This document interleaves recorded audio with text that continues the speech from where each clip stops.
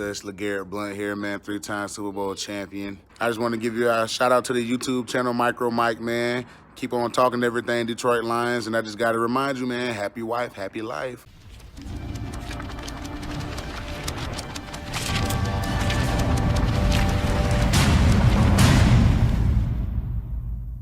What's going on YouTube? This is your boy Mr. MicroMike, and today I'm going to talk about a little bit of points that I took away from the Bob Quinn press conference that he did just a day ago, and I think it was important for me to kind of find the little tidbits of information that possibly can, when it relates to our Detroit Lions, most importantly when it relates to the NFL draft and what is going to take place in a couple days here in this draft. And my God, I am super excited.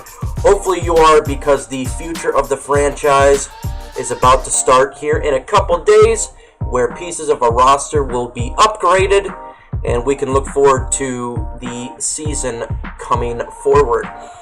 Before I get into the video, if you are not subscribed to my channel, please do so. I do live shows Tuesday, Thursday, do live shows anonymously, whatever day I feel like I want to do a live show. I collaborate with other individuals when it comes to the NFL. Love doing live shows and communicating directly with you, the subscriber. I do videos. I try to drop a video every single day in relation to the Detroit Lions, and I really, really love our Detroit Lions, and I like to bring a different perspective that is not necessarily portrayed in the legacy mainstream media. So go ahead, subscribe. Also, hit the bell for all my notifications, and leave me a comment and tell me what you took away from the Bob Quinn presser and getting ready for this draft. So without further ado, let's go ahead and get into this.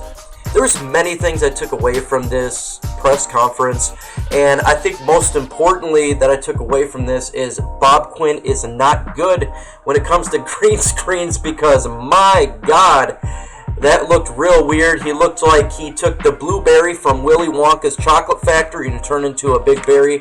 It was hilarious and funny, and I'm sure he cannot wait to have actual professional cameramen and everything back in place. But that was one thing I took away from it. It was pretty funny, so I'm sure if you guys seen it, you'll know exactly what I'm talking about. But let's get into the real stuff that I took away from this press conference. And one thing that I took away is he likes a lot of the rookie cornerbacks in this year's draft. Specifically, he is not afraid to take one very early in this draft. He was actually asked a question about why other general managers in years past would not take a cornerback, I believe in the top 5, and he didn't really understand what they were thinking, and for obvious reasons.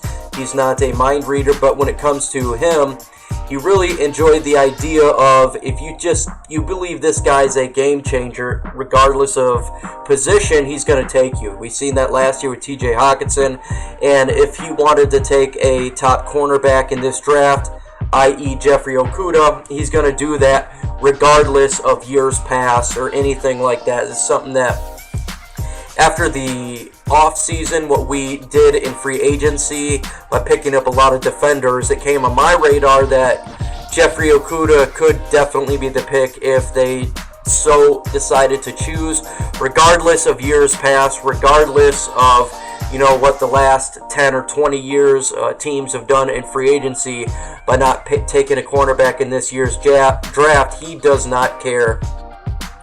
And so don't be surprised if something like this occurs. I know a lot of the Lions fan base are definitely not rooting for Jeffrey Okudah, but if that's the pick, don't be surprised that's the reason why, because he does not care what other people have done in the past and regarding his pick and what he will do for this franchise going forward.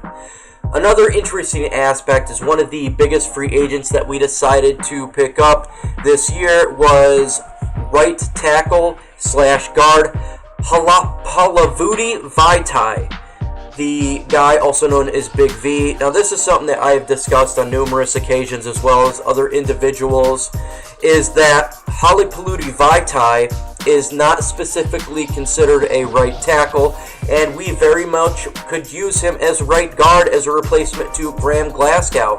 It's very possible. I know we paid him big money, 5 years, $45 million, but it's very possible that we may go different direction and move him on the inside and take a tackle in this year's draft. I think you can get a very good right tackle if they wanted to do so late in the first round, early in the second round.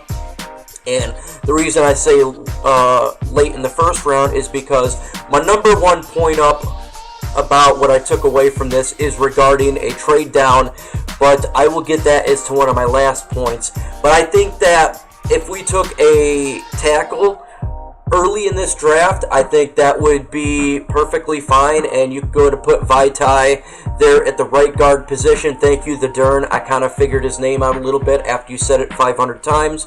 It was music to my ears, but yeah, definitely could throw him on the inside if they like to do so and really build up the interior of this offensive line. It's so important to understand that building an offensive line is the most important part for our offense to continue to thrive. We do need a running back, but we do need an offensive line that could take a tackle, and that's very, very possible. And I will do a final Detroit Lions mock draft in the coming days, and that will be my final prediction of what I think the Lions going to do. So expect that coming forward. When it comes to the trade value in this NFL draft, it is different from what we've seen through the point scale system, and that's because, you know, he values valuable players much more than just simply a point scale. This is something that I've talked about on multiple occasions. No doubt about it. If you understand Bob Quinn and what he's done with us for the 4 years as he's been picking our picks, the thing he's always talked about is value player, and he values players completely differently, and he's more than willing to understand that the trade value, if he decided to trade back, is different considered than what we've seen on the value. So I think that's most important part. Also talked about how a lot of players, you know, decided to rag on Matt Patricia, and he suggested that, look, you know, some players are not going to be like it, every other player, but if you looked at what we've done in free agency, we picked up a lot of players that really wanted to be with our Detroit Lions. Specifically, he said Jaron Harmon, he was jumping in the air.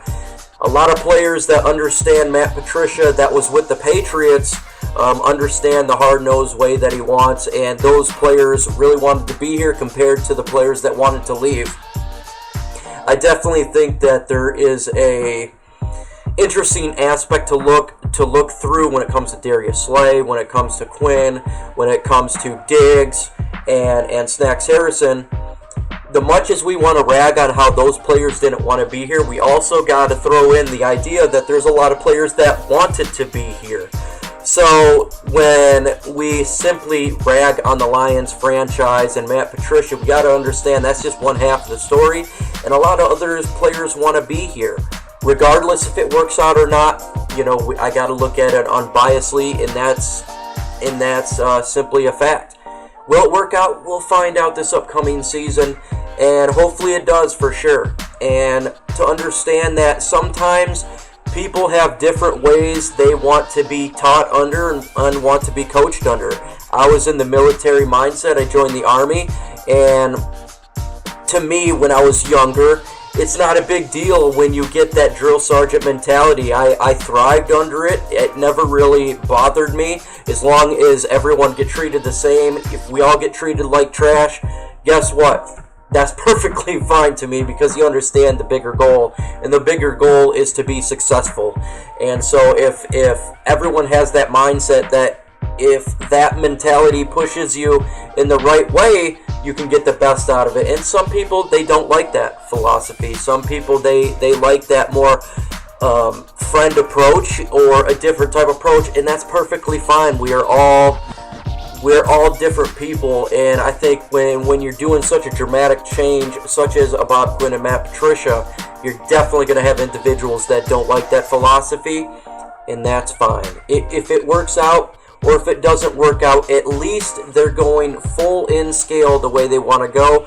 That's the best way to do it, in my opinion. Regardless, just go ahead and do it your way. If it fails, it fails. If it works, it works. At least at the end of the day, you gave it all you could to try the best that you can. He talked about the upgrades on defense. We made a lot of upgrades when it comes to getting the players that are required to make this defense work. This defense was utter gutter trash last year, ranked 31 out of 32. It could have been ranked 500 out of 32. That's how bad it was. We upgraded the linebacker positions like crazy. We added a safety in the trade for Jaron Harmon. We picked up players on this defense that's going to help us work. And so, hopefully with the additions of these players on defense, it really helps the defense out.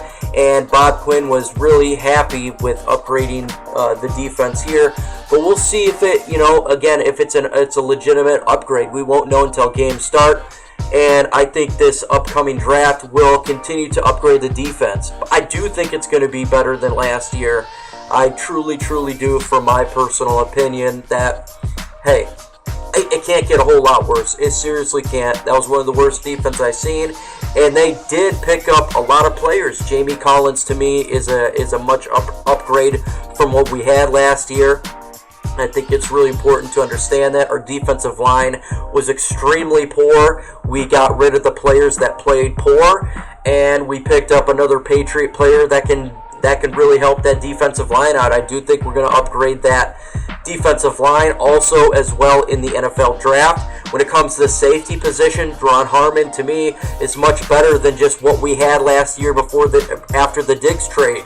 So that immediately is going to upgrade. Now the Darius Slay getting traded away with the acquisition of Trufant, I think that's a bit of a downgrade a little bit, but we have to be real here that Slay didn't like what was taking place, and he was getting injured a little bit. So, and also we got the NFL draft. We'll see if that gets upgraded. So, to me, it's still a wait and see, in my honest opinion, when it comes to how the defense will really improve, because we have to wait for the draft. We don't know exactly what's going to take place, but I do think it is better. Just how better, we'll find out here real soon. I do think if we can get the correct players in this draft fairly early, this defense will definitely be upgraded.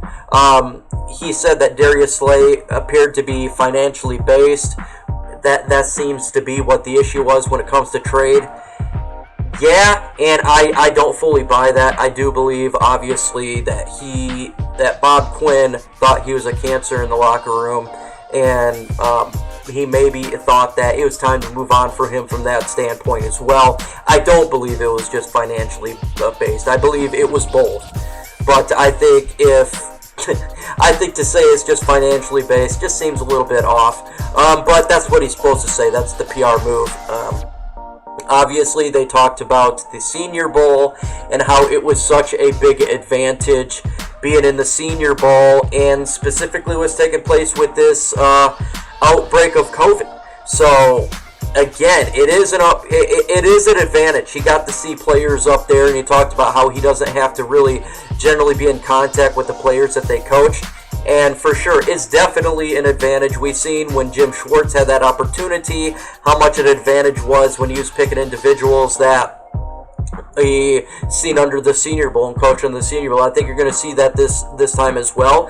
I think you're definitely going to see players picked up from the Senior Bowl that the Lions really got to see under. So I'm looking back, that was such a huge advantage now because of the COVID stuff. We don't want the COVID stuff to happen, but it was definitely up there for the Lions to take advantage of a bad situation. Definitely bad. He talked about the virtual war room that they're going to be having going on, and he say that they're prepared. I totally and completely fine with not just the Lions, but many teams. I mean, come on now, guys. We're living in the virtual world. He's got Plan B, Plan C, Plan D, E, F, and G, and I think all general managers are going to be completely fine with this and have no more issues. I don't believe it was going to be an issue because we live in 2020. This is not the 1950s, guys. We have the ability to make phone calls, also, FaceTime, phone calls, different ways of communication. I can communicate with anyone here on YouTube at the same time, and I am just a guy on YouTube in my basement. We're talking about millionaires. We're talking about people that has the money, the capital to bring in the best minds when it comes to technology, so I would not worry about it at all. And I'm going to get to my most important part of this whole video, and that was simply talking about the NFL draft, specifically the first round. In my opinion, after listening to him, I totally believe we're trading down. To me, it's near guaranteed. I'm gonna say I was 95% just a couple days ago. I'm gonna say 98% that we trade down, and it just seems like it's inevitable. In my opinion, he didn't say this, but he said that there will be trades on the board. He's already talked to teams, and it will be by like noonish to 3ish on Thursday that he'll know if you've already traded the pick. And I'm gonna tell you in multiple ways how this not only kind of underscores what's going to take place, but it can tells you the situation here. And to me, by him saying he's already going to have basically the trade on the board, if there is a trade, he's going to have it on the board, on Thursday afternoon. First off, that means Burrow and Chase Young are going 1 and 2. That seems inevitable at this point. He knows it. All the other GMs know it. You don't basically have a trade on the board with the third pick on Thursday if you don't know who's going to go 1 and 2.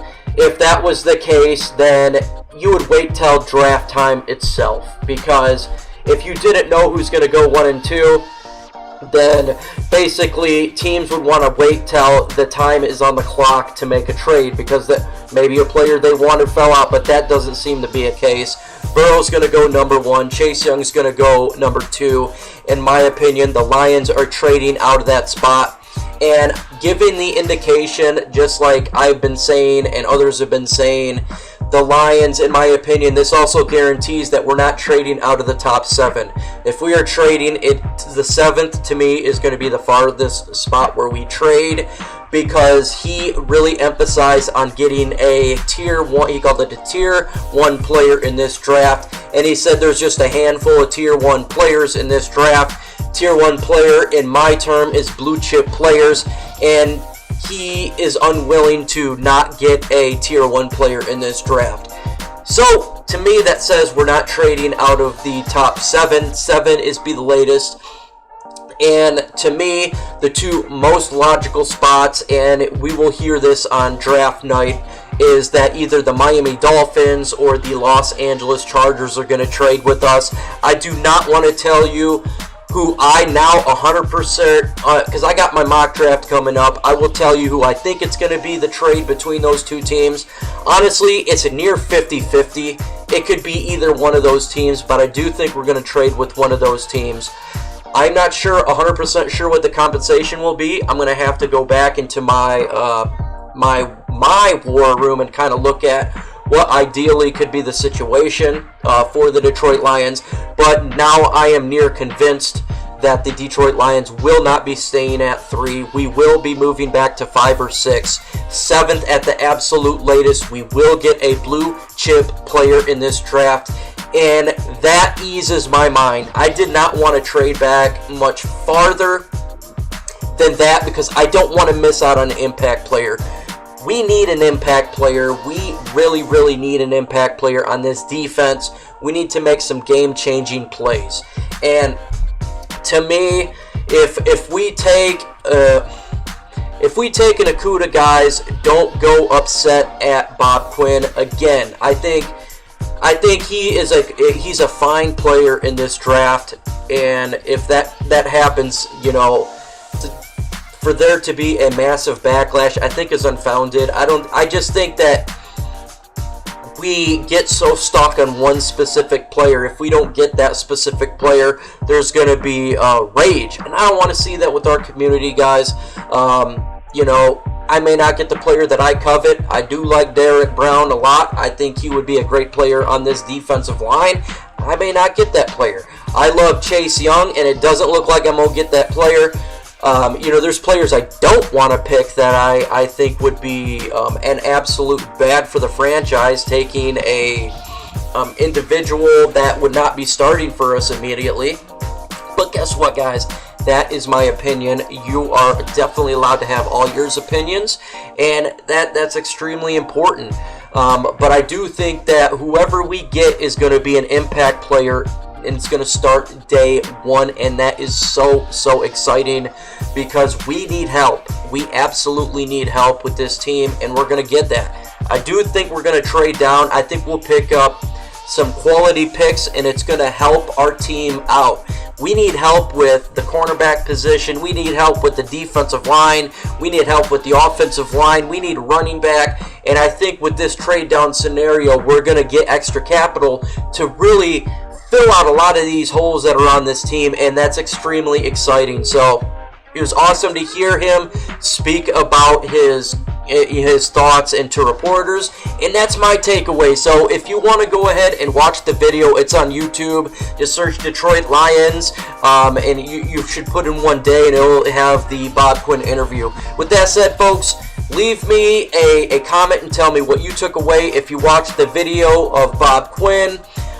Hit that like, please do so. It helps put the video out. And share the video as well. That is another great way to help me get the content out there. And with that said, folks, again, the NFL draft is going to be live. It's going to be sick, and we're going to all have some fun. And I hope you guys wash your hands, and adios.